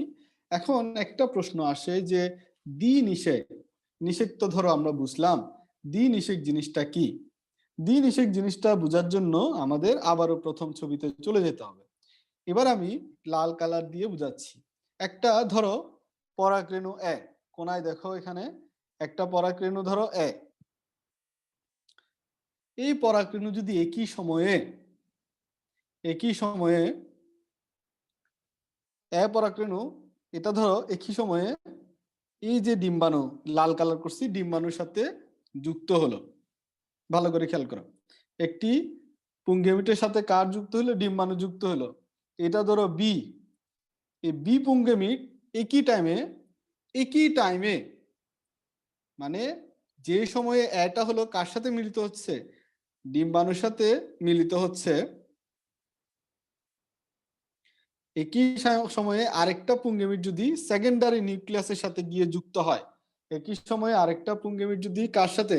সেকেন্ডারি নিউক্লিয়াসের সাথে গিয়ে, অর্থাৎ বি যদি সেকেন্ডারি নিউক্লিয়াসের সাথে গিয়ে যুক্ত হয়, তখন সেটাকে বলা হয় দ্বিনিষেক। দ্বিনিষেক হলো আবৃতবীজ উদ্ভিদের বিশেষ বৈশিষ্ট্য। বোঝা গেছে জিনিসটা? দ্বিনিষেক কি বোঝা গেছে? একই সাথে পুংগেমিট হলো ডিম্বাণুর সাথে একই সময়ে, আর বি পুংগেমিট সেটা হলো সেকেন্ডারি নিউক্লিয়াসের সাথে যদি একই সময়ে যুক্ত হয়, তখন সেটাকে বলা হয় দ্বিনিষেক। ঠিক আছে? দ্বিনিষেক নরমালি আবৃতবীজী উদ্ভিদে পাওয়া যায়, তবে একটা নগ্নবীজী হলো ব্যতিক্রম। একটা নগ্নবীজী উদ্ভিদ আছে, সেটা হলো এফিড্রা। এফিড্রাতেও এটা আবিষ্কৃত হয়। এফিড্রাতে আবিষ্কৃত হয়েছে 1990 সালে। এফিড্রাতে কত সালে? 1990 সালে আবিষ্কৃত হয়। আচ্ছা, যাক, এখন আসি আমরা এই যে তোমার একটু ভালো করে, তোমাদেরকে একটু মনোযোগ দিতে হবে, এখন আর মেসেজ দিও না, একটু ভালো করে খেয়াল করো। প্রশ্ন আসতে পারে ত্রিমিলন কি? প্রশ্ন আসতে পারে ত্রিমিলন জিনিসটা কি? ঠিক আছে? সেকেন্ডারি নিউক্লিয়াসের সাথে, এই যে সেকেন্ডারি নিউক্লিয়াস, দেখো তো সেকেন্ডারি নিউক্লিয়াস কয়টা ছিল মনে আছে? সেকেন্ডারি নিউক্লিয়াস আসলে দুইটাকে একসাথে বলা হয়। এরকম যখন দুইটা একসাথে ফিউজড হয়ে যায়, তখন সেটাকে সেকেন্ডারি নিউক্লিয়াস বলে। তো দেখো, সেকেন্ডারি নিউক্লিয়াসের সাথে যখন একটা পুংগেমিটের মিলন হয়, অর্থাৎ এইটুকু অংশ, এই কালো বক্স করা অংশকে বলা হয় কি? ত্রিমিলন। কি বললাম? ত্রিমিলন জিনিসটা কি? ত্রিমিলন জিনিসটা কি? একটা সেকেন্ডারি নিউক্লিয়াসের সাথে একটা পুংগেমিটের মিলন। বুঝা গেছে জিনিসটা? তাহলে তাহলে কি হয় একটু ভালো করে খেয়াল করো। ডিম্বাণুতে যে এখানে হলো, দেখো এখানে, এখানেও একটা নিউক্লিয়াস ছিল। তাহলে এই তিনটা মিলে যেটা হবে, সেই জিনিসটা কি ধরনের অবস্থা প্রাপ্ত হবে? 3n অবস্থা, অর্থাৎ 3 মিলনের ফলে যে জিনিসটা পাবো সেটা হলো ট্রিপ্লয়েড। সেটা হলো কি? ট্রিপ্লয়েড। তাহলে 3 মিলনের ফলাফল কি? ডিপ্লয়েড নাকি ট্রিপ্লয়েড? 3 মিলনের ফলাফল হলো ট্রিপ্লয়েড। এবার আসি আমরা এই জায়গাটা, ডিম্বাণুর সাথে যেটা পুংগেমিন মিলিত হবে, সেটার ফলে যেটা হবে সেটা হলো জাইগোট। তাহলে জাইগোটটা কি অবস্থা হবে? ডিপ্লয়েড অবস্থা প্রাপ্ত হবে। তাহলে ত্রিমিলন কি, দ্বিনিষেক কি, জাইগোট কি? ক্লিয়ার সবার?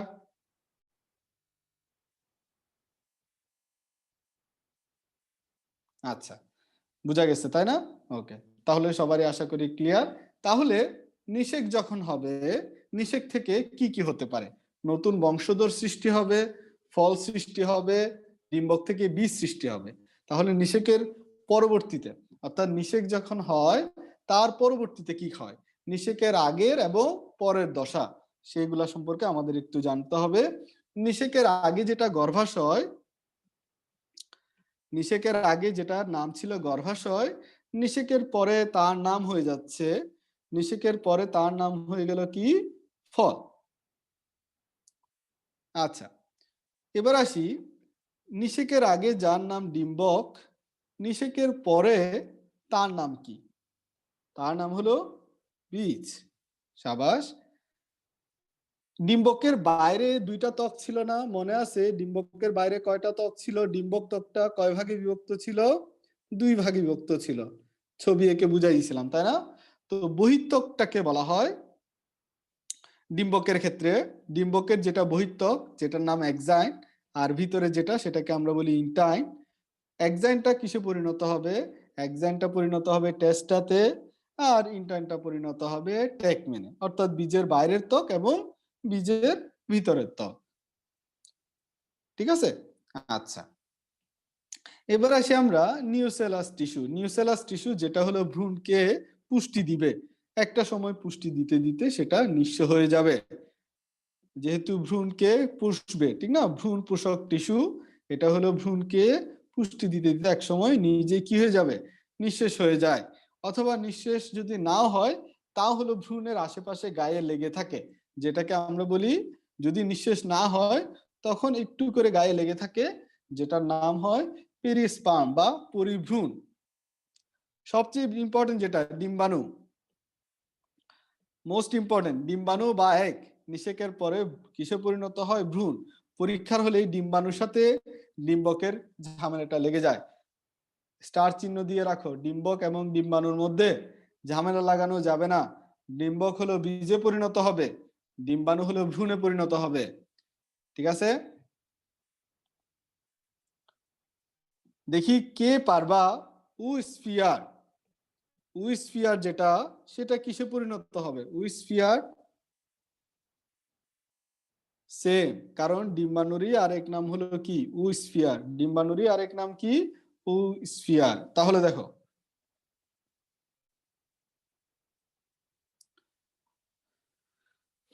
আচ্ছা এবার আসছি আমরা, আরো কিছু আছে, আরো কিছু যেগুলো আছে এগুলো একটু কম ইম্পর্টেন্ট, যেমন হলো তোমার সেকেন্ডারি নিউক্লিয়াস। দেখো, সেকেন্ডারি নিউক্লিয়াস কি দশা প্রাপ্ত হয়েছিল মনে আছে? ট্রিপ্লয়েড দশা প্রাপ্ত হয়। এই যে ট্রিপ্লয়েড দশা প্রাপ্ত যেটা হবে, সেটা পরবর্তীতে কি তৈরি করবে? শস্য বা অ্যান্ডোস্পার্ম। শস্য বা কি তৈরি করবে? অ্যান্ডোস্পার্ম তৈরি করবে।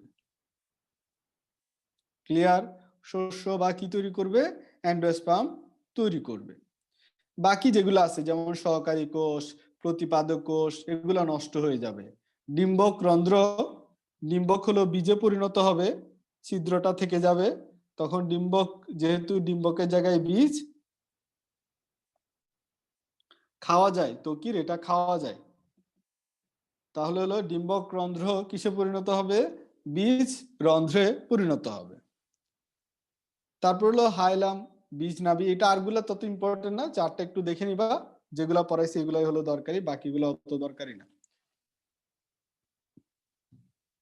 কারো জনন বুঝতে অসুবিধা হয়েছে? আশা করি হয় নাই। একটা ছোট্ট এমসিকিউ, বীজের তৃতীয় স্তরকে কি বলা হয়? এরিল। বীজের তৃতীয় স্তরকে কি বলা হয়? এরিল বলা হয়। এই এরিল কোথায় কোথায় পাওয়া যায়? এরিল পাওয়া যায় লিচুতে, কাঠ লিচুতে, জায়ফলে এবং শাপলা। এই চারটার মধ্যে বীজের তৃতীয় স্তর পাওয়া যায়, এগুলাকে কি বলা হয়? এরিল বলা হয়। আচ্ছা, আশা করি আমাদের এতটুকু শেষ। এখন আমরা যেটা নিয়ে আলোচনা করব সেটা হলো উদ্ভিদের অঙ্গজ প্রজনন। কি নিয়ে আলোচনা করব? উদ্ভিদের অঙ্গজ প্রজনন। একটু লাইনে থাকো তোমরা। আচ্ছা, উদ্ভিদের অঙ্গজ প্রজনন বিভিন্নভাবে হয়ে থাকে। নেটে সার্চ দাও, জেরিন খুঁজে পাবা, সহজে দেখে ফেলবা। অঙ্গজ জনন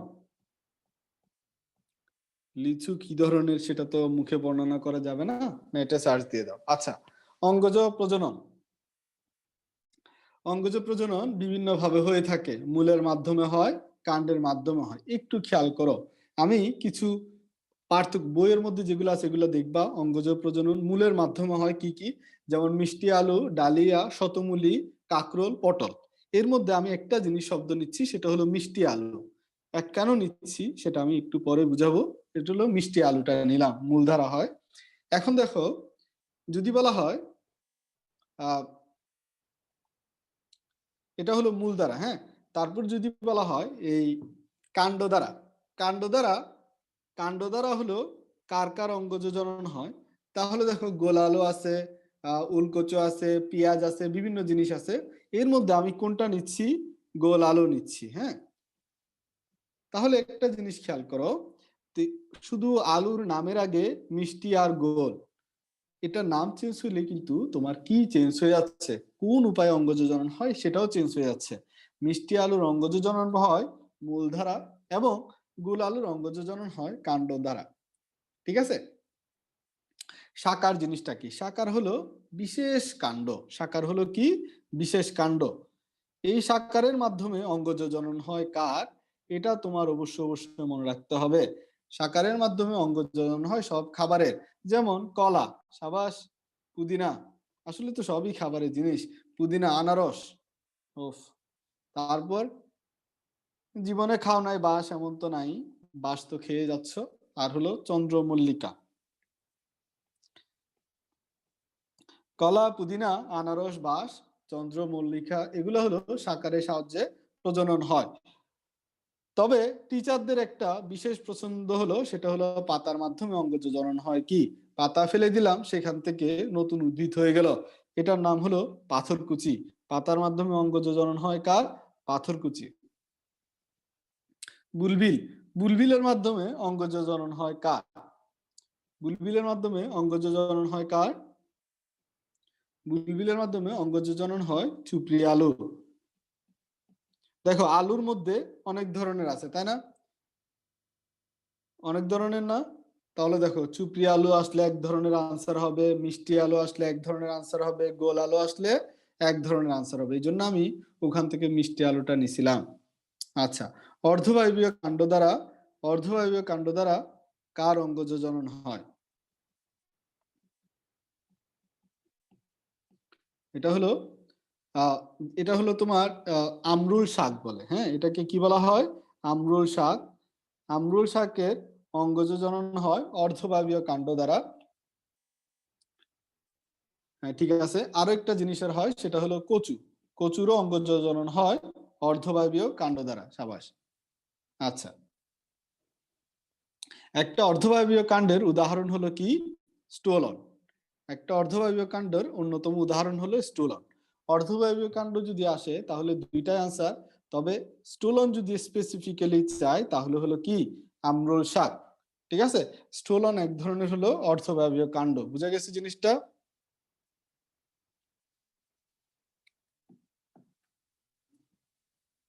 আচ্ছা, এবার আসি আমরা পর্ণ কাণ্ড। পর্ণ কাণ্ড দ্বারা কোন উদ্ভিদের অঙ্গজ জনন হয়? এটা হলো ফণিমনসা। ঠিক আছে।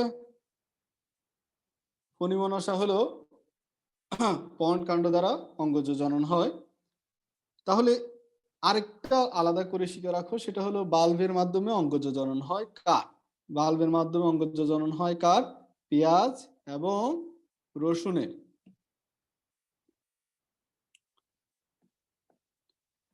একটা উদ্ভিদের কলম করা না, ওই যে বিভিন্ন একটা উদ্ভিদ থেকে কাটা অংশ এসে আর একটা উদ্ভিদে কি করা হয়?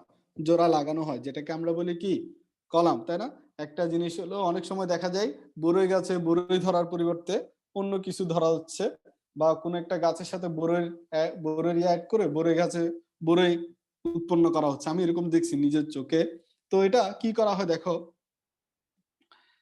একটা গাছের একটা গাছের যে কোনো একটা অংশ কেটে নেওয়া হয়, একটা অংশ বিচ্ছিন্ন করে নেওয়া হয়। এই বিচ্ছিন্ন অংশকে বলা হয় সায়ন।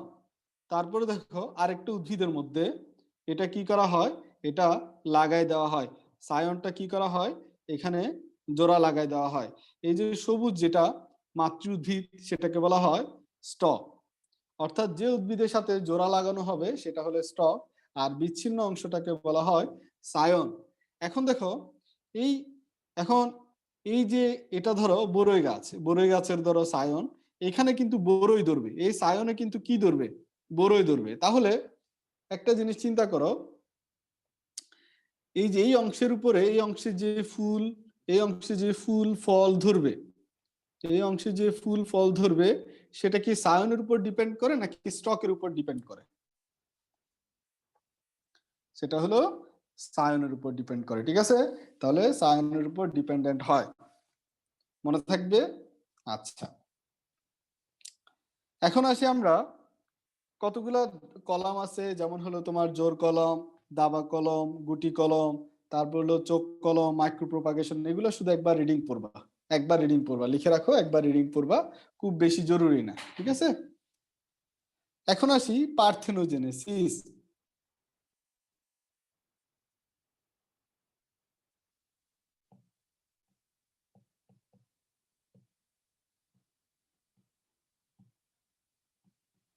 পার্থেনোজেনেসিস জিনিসটা কি? একটা কথাই হলো ডিম্বাণু যদি নিষিক্ত না হয়ে সরাসরি ভ্রূণ সৃষ্টি করতে পারে সেটাকে বলা হয় পার্থেনোজেনেসিস। অর্থাৎ নিষেক ছাড়াই কোনো ডিম্বাণু যদি কি হতে পারে, নিষেক ছাড়াই যদি ডিম্বাণু থেকে কি হতে পারে, বীজ সৃষ্টি হয়, সেই বীজ থেকে পরবর্তীতে কি হয়, ফল তৈরি করা যায়, উদ্ভিদ তৈরি করা যায়, তখন সেটাকে বলা হয় পার্থেনোজেনেসিস। এখন আসি আমরা, এই পার্থেনোজেনেসিস দুই ধরনের হইতে থাকে, একটা হলো হ্যাপ্লয়েড আর একটা হলো ডিপ্লয়েড। হ্যাপ্লয়েড পার্থেনোজেনেসিস এবং ডিপ্লয়েড পার্থেনোজেনেসিস, ভালো করে খেয়াল করো। মেয়োসিস প্রক্রিয়ায় ডিম্বাণু সৃষ্টি হয় এবং নিষিক্ত হবে না, সরাসরি ভ্রূণের সৃষ্টি করবে, তাকে বলা হয় হ্যাপ্লয়েড পার্থেনোজেনেসিস।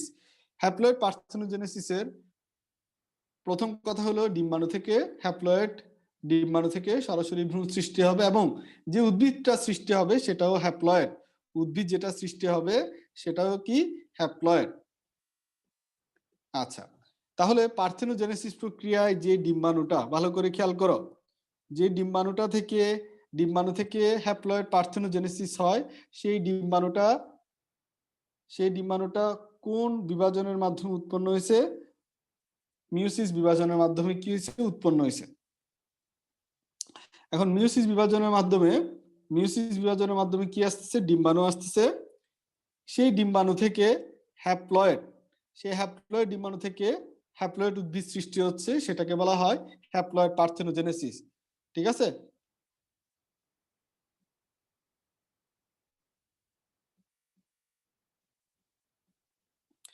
আর মাইটোসিস যেটা দেখো, মাইটোসিসের মাধ্যমে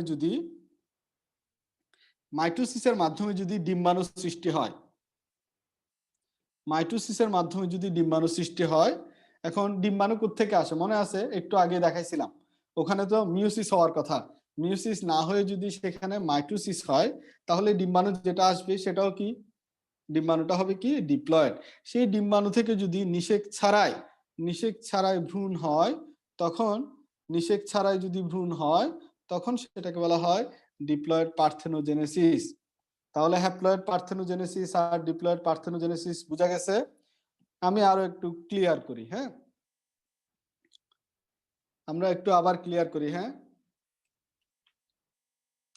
আচ্ছা, একটু খেয়াল করো, আমরা আরেকটু আগে ফিরে যাই।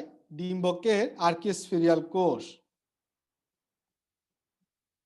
ডিম্বকের কি আর্কিস্ফেরিয়াল কোষ, এটাতে যখন কি হয়, এটা ছিল 2n, এটাতে কি ধরনের বিভাজন হয়, মাইটোসিস। বিভাজন হলে কি আসে, দুইটা জিনিস আসছিল মনে আছে, দেয়াল কোষ,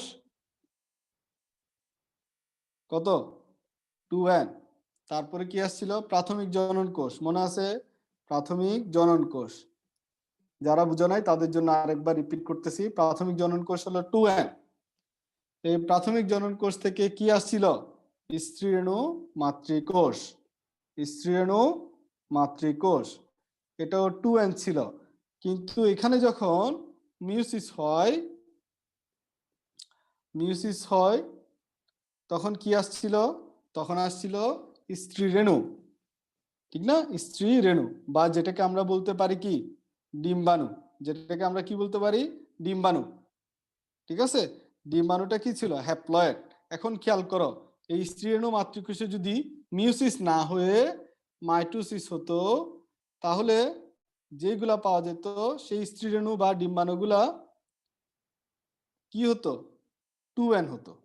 এখন এই ডিম্বাণু থেকে যদি নিষেক ছাড়াই, এই ডিম্বাণু থেকে যদি নিষেক ছাড়াই, এই ধরনের ডিম্বাণু থেকে যদি নিষেক ছাড়াই ভ্রূণ আসে, তখন সেটাকে বলা হয় ডিপ্লয়েড পার্থেনোজেনেসিস। আর যদি এরকম স্ত্রীণু বা ডিম্বাণু থেকে নিষেক ছাড়াই ভ্রূণ আসে, তখন সেটাকে বলা হয় কি হ্যাপ্লয়েড পার্থেনোজেনেসিস। Any confusion? আর কারো কনফিউশন আছে? অর্থাৎ এই ডিম্বাণুগুলার জন্য কোনো শুক্রাণুর ভালোবাসা নেই, এই ডিম্বাণুগুলা সিঙ্গেল এসেছে, সিঙ্গেলই যেতে হবে যাদের, তারাই হলো পার্থেনোজেনেসিস।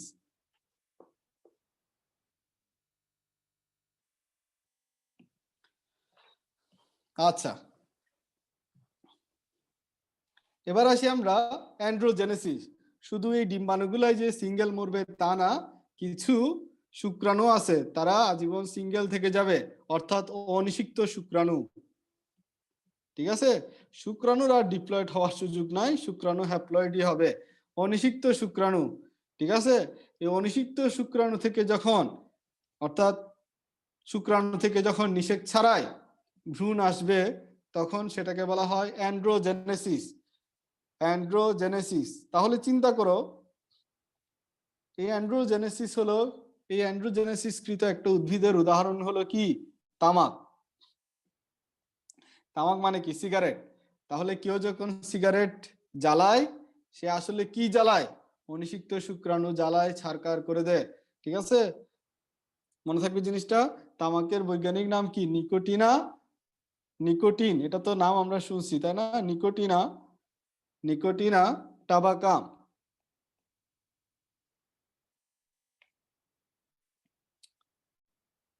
কেউ না বুঝলে একটু বইলো যে বুঝতেছি না। আশা করি এই জায়গাটায় আমাদের আর কারো কোনো সমস্যা হওয়ার কথা নাই। একটু হ্যাপ্লয়েড পার্থেনোজেনেসিস এবং ডিপ্লয়েড পার্থেনোজেনেসিসের উদাহরণ গুলো একটু দেখে নিবা। হ্যাপ্লয়েড পার্থেনোজেনেসিস সোলানাম নিগ্রাম অর্কিস ম্যাকুলোট, এগুলোতে হ্যাপ্লয়েড পাওয়া যায়। আর ডিপ্লয়েড কোথায় পাওয়া যায়, পার্থেনিয়াম আর্জেন্টেটাম টেরাক্সকাম অ্যালবিডাম, এগুলোতে হলো কি ডিপ্লয়েড পার্থেনোজেনেসিস পাওয়া যায়, একটু দেখবা মনে থাকে মতো করে। এখন আসি আমরা পার্থেনোজেনেসিসের ক্ষেত্রে আরো কিছু স্পেসিফিক টাইপ যদি আমরা ক্লাসিফিকেশন করতে যাই, যেমন অ্যাপোস্পোরি, অ্যাপোগেমি, নিশ্চয়ই শব্দগুলো শুনছো, অ্যাডভেন্টেটিভ এমব্রায়োনো,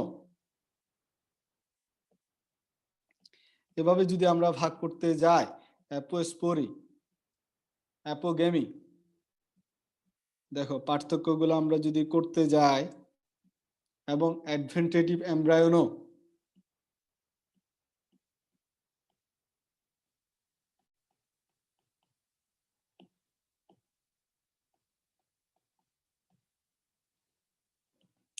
অ্যাপোস্পোরি খেয়াল করো, অ্যাপোস্পোরি হলো, প্রথম কথা হলো ডিপ্লয়েড ভ্রূণথলি, প্রথম কথা হলো কি ডিপ্লয়েড ভ্রূণথলি সৃষ্টি হবে। প্রথমে কি ডিপ্লয়েড একটা ভ্রূণথলি সৃষ্টি হতে পারে। ডিপ্লয়েড ভ্রূণথলির, হ্যাঁ ডিপ্লয়েড ভ্রূণথলি সৃষ্টি হবে কোত্থেকে, ডিম্বক ত্বক বা নিউসেলাস টিস্যু থেকে। ডিম্বক ত্বক বা নিউসেলাস টিস্যু থেকে। মনে আছে ডিম্বক ত্বক বা নিউসেলাস টিস্যু কোনটা, একটু আমরা ফিরে যাই। এই যে মনে আছে, এটাই হলো ডিম্বক ত্বক, গোল করতেছি দেখা যাচ্ছে, ডিম্বক ত্বক বা নিউসেলাস টিস্যু। ডিম্বক ত্বক বা এই যে কালো কালো কালারে যেখানে আছে, এগুলো হলো নিউসেলাস টিস্যু। এই যে নিউসেলাস টিস্যু বা এই যে জায়গাটা আমার আর্টের ছবি মনে হয় দেখতেছে, এই জায়গাটা ডিম্বক ত্বক বা নিউসেলাস টিস্যু থেকে একটা কি সৃষ্টি হবে, ডিপ্লয়েড ভ্রূণথলি সৃষ্টি হবে। তাহলে ডিপ্লয়েড ভ্রূণথলি মানে কি, ডিপ্লয়েড ভ্রূণথলি মানে আমি আশা করি বুঝাইতে হবে না। ডিপ্লয়েড ভ্রূণথলি মানে হলো সব সেলগুলা কি হবে, এই সেলগুলা কি হবে, ডিপ্লয়েড ভ্রূণথলি বুঝাইতে বোঝানো হচ্ছে সবগুলা 2n জাতীয় হবে, সেলগুলা কি হবে 2n জাতীয় হবে। দ্যাট মিন্স তোমার কাছে ডিম্বাণুটা কি n নাকি 2n, ডিম্বাণুটা n নাকি 2n, ডিপ্লয়েড ভ্রূণথলি মানে ডিম্বাণুটা কি 2n, ডিপ্লয়েড ভ্রূণথলি মানে কি ডিম্বাণুটা 2n। এই 2n ডিম্বাণু থেকে তাহলে ডিপ্লয়েড ভ্রূণথলি সৃষ্টি হবে কোত্থেকে, আবার একটু বলো তো ডিপ্লয়েড ভ্রূণথলিটা সৃষ্টি হচ্ছে কোত্থেকে, একটু ক্লিয়ার করো তো আমাকে। ডিম্বক ত্বক এবং নিউসেলাস টিস্যু থেকে, সাবাস, নিউসেলাস টিস্যু থেকে প্রথমে ডিপ্লয়েড ভ্রূণথলি সৃষ্টি হচ্ছে। ডিপ্লয়েড ভ্রূণথলি ডিম্বাণুটা কি হবে, হ্যাপ্লয়েড নাকি ডিপ্লয়েড, ডিপ্লয়েড ভ্রূণথলি ডিম্বাণুটা হবে ডিপ্লয়েড। এই ডিপ্লয়েড ডিম্বাণু থেকে নিষেক ছাড়াই যখন কি আসবে, ভ্রূণ আসতেছে, তখন সেটাকে আমরা বলতেছি কি অ্যাপোস্পোরি। অ্যাপোস্পোরির উদাহরণ কি, অ্যাপোস্পোরির উদাহরণ কি, হায়ারেকিয়াম। অ্যাপোস্পোরি ক্লিয়ার সবার?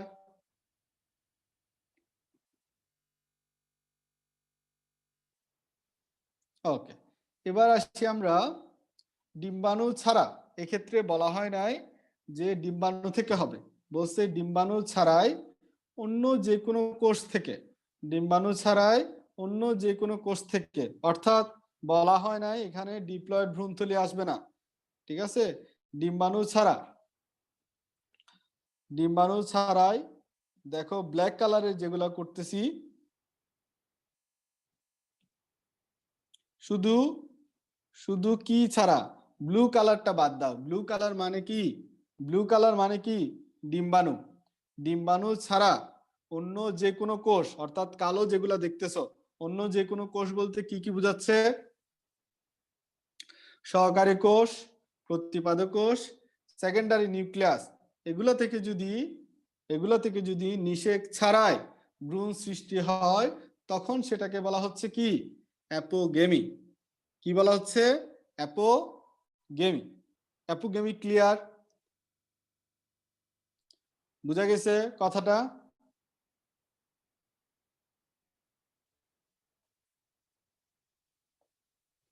উদাহরণ কি, অ্যাপোগেমির উদাহরণ কি, এলিয়াম, সাবাস।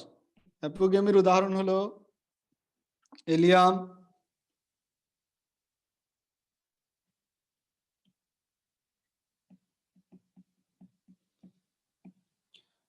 আচ্ছা, অ্যাডভেন্টেটিভ এমব্রায়োনো।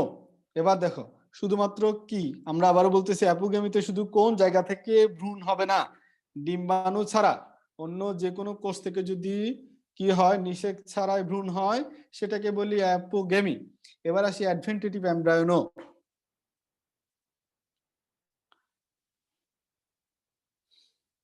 আচ্ছা, খেয়াল করো, এবার হলো ভ্রূণথলি গঠন ছাড়াই, অর্থাৎ ভ্রূণথলি গঠিত হওয়া ছাড়াই যদি ভ্রূণ সৃষ্টি হয়, ভ্রূণথলি মানে কি, হয় 8টা কোষ হবে, না হলে কি হবে 16টা কোষ হবে, অর্থাৎ ভ্রূণথলি ছাড়াই সরাসরি সরাসরি ভ্রূণথলি ছাড়াই সরাসরি যদি কোত্থেকে, সরাসরি ডিম্বাণু থেকে, ভ্রূণথলি ছাড়াই সরাসরি, অর্থাৎ এই ধরনের যে ভ্রূণথলিটা সেটা গঠিত হবে না, ভ্রূণথলি ছাড়াই ডিম্বাণু থেকে, ভ্রূণথলি ছাড়াই ডিম্বাণু থেকে কি হলে, ভ্রূণথলি ছাড়াই ডিম্বাণু থেকে নিষেকবিহীন ভ্রূণ সৃষ্টি হলে, তখন সেটাকে বলা হয় অ্যাডভেন্টেটিভ এমব্রায়োনো। ঠিক আছে, এবার শুধু গোল্লাটা নাই, গোল্লাটা মানে কি ভ্রূণথলিটা নাই, ঠিক আছে। এই সবগুলাকে একসাথে কি বলা হয় জানো, এই সবগুলাকে একসাথে বলা হয় অ্যাগামোস্পার্মি। এই সবগুলাকে একসাথে কি বলা হয়, অ্যাগামোস্পার্মি। এই যে সবগুলাকে অ্যাগামোস্পার্মি বলা হয়, এই সবগুলাকে একসাথে কি বলা হয়, অ্যাগামোস্পার্মি। এই যে অ্যাগামোস্পার্মির জন্য কি পরাগরেণু দরকার আছে, কোন ছেলের দরকার আছে, পরাগরেণু দরকার নাই। তারপরেও ছেলেদের অভ্যাস কি, মেয়েরা দাম না দিলেও তার পিছনে পিছনে ঘোরাঘুরি করা, এই পরাগরেণুগুলা তারপরেও আসবে, দাম না দিলেও তারপরেও কি আসবে। এবং আসার পরে কি হচ্ছে, পরাগরেণুর দাম না থাকলে, পুরুষ ছেলেদের দাম না থাকলে কি হয়ে যায়, তাদেরকে কি বলা হয়, তারা কি হয়ে যায়। আচ্ছা ঠিক আছে, এখানে কি হচ্ছে, এই পরাগরেণুগুলা এখানে এসে নিষেকে কোনো ভূমিকা রাখবে না। তাহলে পরাগরেণুর নিষেকে কোনো কি নাই, নিষেকে কোনো ভূমিকা নাই। তাহলে এই পরাগরেণুগুলা কি কাজ, এগুলো হলো শ্বাস তৈরিতে কাজ করে। এই পরাগরেণুগুলোর কাজ কি, এগুলো হলো শ্বাস তৈরিতে কাজ করে, অর্থাৎ শুধু খাবারের যোগান দেয়। ঠিক আছে বন্ধুরা, যেমন খাবারের যোগান দেয়, ঠিক সেরকম এই পরাগরেণু কি করবে, খাবারের যোগান দিবে, অর্থাৎ শ্বাস তৈরিতে ভূমিকা রাখবে। এই ধরনের ক্ষেত্রে তাহলে এই পরাগরেণুর এখানে ভূমিকা কি, পরাগরেণুর ভূমিকা এখানে হলো কি, বাইরে এসে বলবে যে এরকম এরকম, কিন্তু আসলে ভিতরে ভিতরে তার দাম হলো 0। এই ধরনের দামবিহীন পরাগায়নকে বলা হয় সিউডোগেমি। এই ধরনের দামবিহীন পরাগায়নকে কি বলা হয়, সিউডোগেমি। অর্থাৎ যেখানে যার দরকার নাই সে ওখানে গিয়ে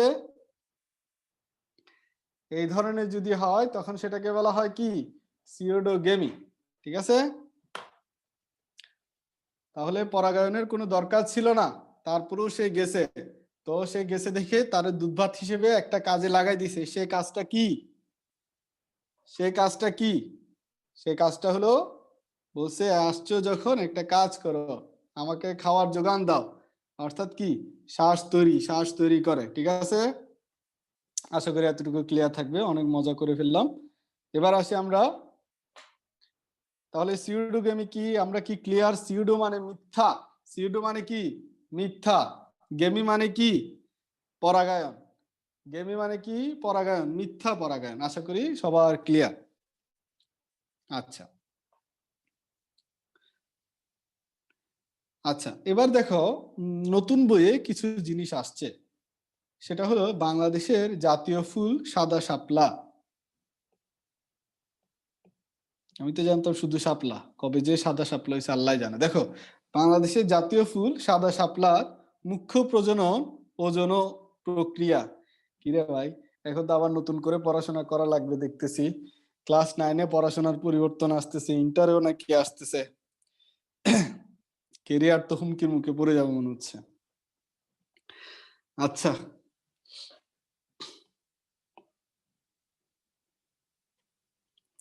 পার্থেনোজেনেসিস তো, হ্যাঁ হ্যাঁ ঠিক আছে আফিয়া। আচ্ছা সাদা শাপলা হলো কি, ওজন ও জনন বলছে, শাপলার প্রধান যে ভূনিম্নস্থ মৌল কাণ্ড সেটা থেকে শালক সৃষ্টি হয়, সেই শালক থেকে পরবর্তীতে তোমার কি হয়, নতুন শাপলা সৃষ্টি হয়। ঠিক আছে, তাহলে কোত্থেকে শাপলা সৃষ্টি হয়, শালক থেকে। হ্যাঁ, তাহলে শালকটা হলো শাপলার মূল থেকে সৃষ্টি হয়, কাণ্ড থেকে সৃষ্টি হয়, ওই কাণ্ড থেকে, কাণ্ডকে সাদা শাপলার কাণ্ডকে কি বলা হয়, শালক। সেই শালক থেকে পরবর্তীতে শাপলা সৃষ্টি হয়। জাতীয় ফল কাঁঠাল, কাঁঠালের কাঁঠালের যে প্রজনন সেটা হলো যৌন প্রক্রিয়া এবং বীজ সৃষ্টির মাধ্যমে হয়। তারপর হলো জাতীয় বৃক্ষ আম, এটা হলো স্বাভাবিক প্রজনন হলো যৌন জনন। আরেকটা হলো জলজ উদ্ভিদ পদ্ম, পদ্মর হলো ওজন প্রজনন হয়। এই কয়েকটা জিনিস একটু আলাদা করে মনে রাখবা। আচ্ছা একটা এমসিকিউ তোমাদেরকে যদি জিজ্ঞেস করি, ইমাসকুলেশন কি, হোয়াট ইজ ইমাসকুলেশন, কে পারবা?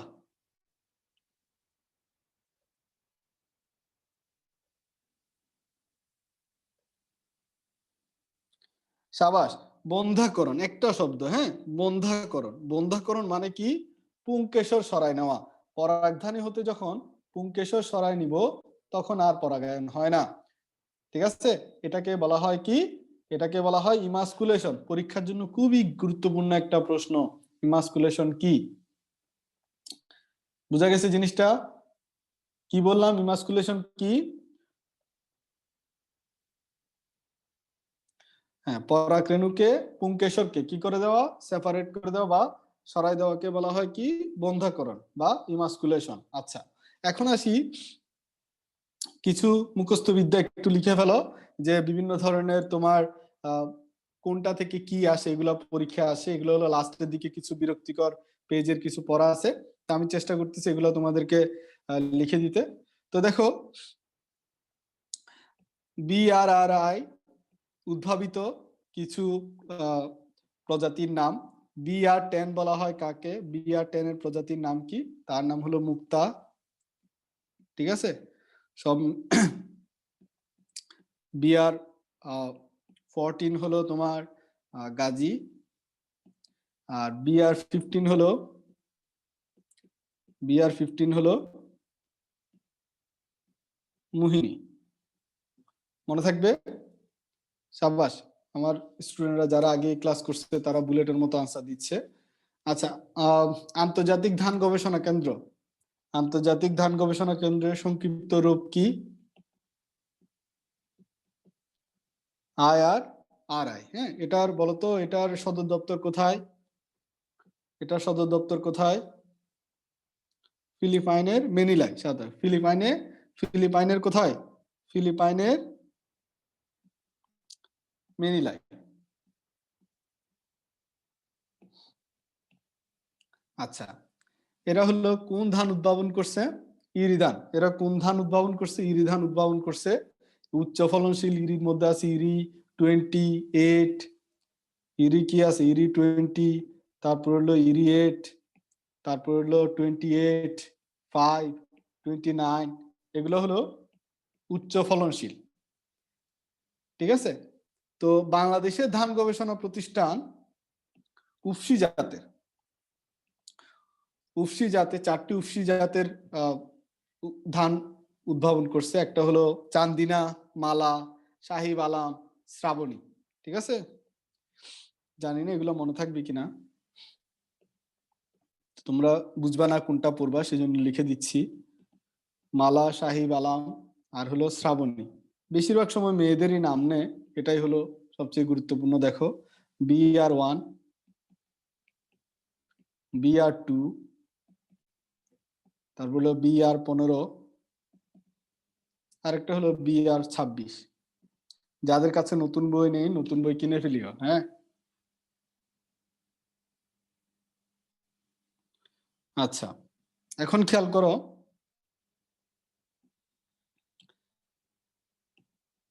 এখন খেয়াল করো, এই যে ইরিগুলো আছে না, এগুলো হলো উচ্চ ফলনশীল ধানের জাত আর কি।